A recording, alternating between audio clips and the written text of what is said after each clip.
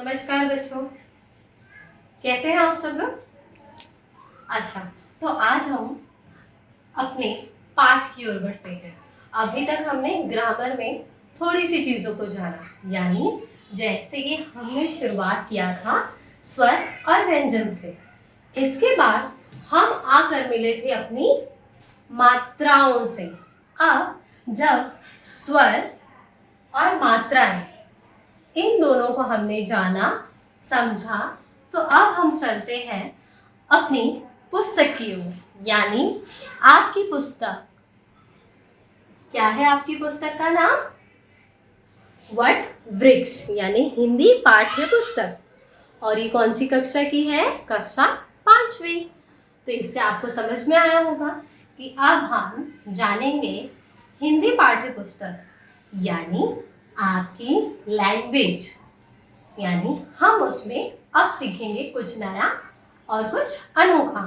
तो सबसे पहले आपके दिमाग में ये हो रहा होगा कि नई किताब, नया चीज़, तो हम इन नई किताब में क्या सीखेंगे, क्या पढ़ेंगे? तो मैं आपको बताऊंगी कि हम क्या नया सीखेंगे। तो ये सारी चीज़ें आपको ही सीखनी है, पर हम जानेंगे कि हम क्या नया सीखने वाले हैं। तो बच्चों, मेरा एक सवाल है आपसे कि जब इस वक्त का जो माहौल है, यानी इस समय आपको पता है कि आसपास बहुत सारी बीमारियां फैली हुई हैं, तो क्या है, आपको कहाँ रहना है? आप कहाँ कैद हैं?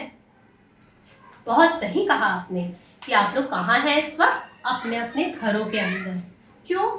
क्योंकि इस वक्त आपको हर जगह से ये सुनाई दे रहा है कि अगर आप घर के अंदर हैं तो आप बहुत ज़्यादा सुरक्षित हैं, लेकिन कहीं ना कहीं हम घर में रह के भी बहुत बोर हो चुके हैं। आपको मन करता है कब ये लॉकडाउन खत्म हो, कब ये बीमारी भागे, कब हम अपने घर के बाहर जाएं, घूमे फिरे, मौज मस्ती करें, दोस्तों से मिले, रिश्तेदारों से मिले, बाहर जाएं, कुछ खाएं पिए, मम्मी पापा के साथ घूमें, ब्ला ब्ला ब्ला ब्ला ब्ला। यानी बहुत सारी चीजें करने का आपको मन कर रहा होगा, लेकिन अंदर ही अंदर आप कहीं ना कहीं कटोसते होंगे कि यार क्या है, क्यों घर में है।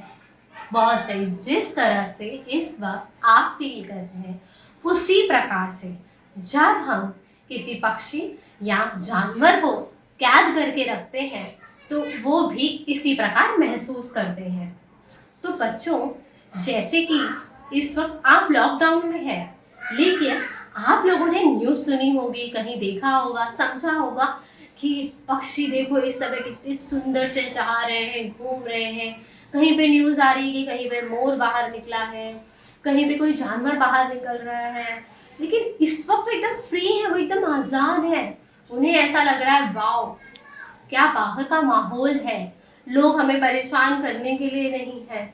वो भी अलग अलग तरीके के सोच रहे हैं। इसी तरह से जो हम नया चैप्टर सीखने वाले हैं वो इन्हीं चीज़ों से रिलेट है, यानी यहाँ पर एक पक्षी के बारे में हमें बाल कृष्ण कवि जी ने बताया है।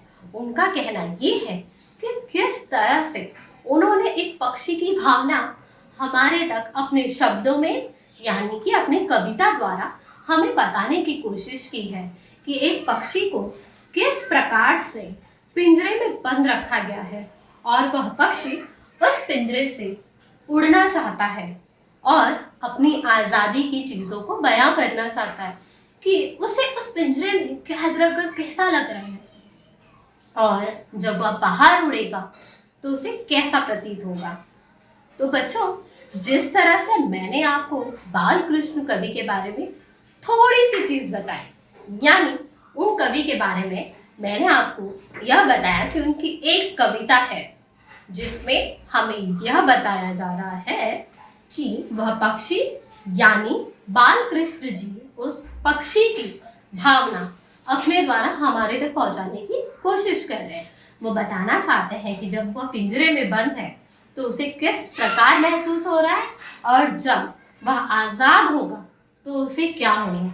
लेकिन इसी के साथ साथ वह बता ये भी रहे हैं कि वह आज़ाद तो होना चाहता है, परंतु वह आज़ाद नहीं हो पा रहा। वह खुल के आजादी की सांस से इस खुले आकाश में, इस खुले गगन में उड़ना चाहता है, पर वह उड़ नहीं पा रहा है। तो ऐसा क्यों है? वह क्यों नहीं आजाद हो पा रहा है? वह क्यों नहीं उड़ पा रहा है? यह हम जानेंगे हमारी अगली कक्षा में जब हम मिलेंगे। तब तक के लिए मैं आपको इस कविता की कुछ लाइनें आपके सामने प्रस्तुत करना चाहूंगी और मैं यह भी आपसे बयां करूंगी कि आप इस कविता को सुने, समझे और आगे की कविता के लिए जरूर तैयार रहें। तो हमारी कुछ लाइनें जो बाल कृष्ण कवि जी ने हमारे सामने प्रस्तुत की है। छोटा था पर सुखकर था वह, तरुवन का मेरा आवास, उसमें ही मिलता था मुझको जग के सभी सुखों का भास। सदा प्रसन्नित रहता था, होता कभी न दुखी उदास, चिंताहीन रहा करता था अपने सुहृद जनों के पास। यानी मैंने आपको यह कविता पूरी नहीं, सिर्फ 2 स्टैंजा सुनाया है। आपको थोड़ा सा दिल थाम के रहना कि आगे की कविता क्या होगी, और इस 2 जो स्टैंजा मैंने सुनाया है, इसी 2 स्टैंजा में आपकी कविता का भी नाम है। तो आपको 2 चीजें याद रखनी है।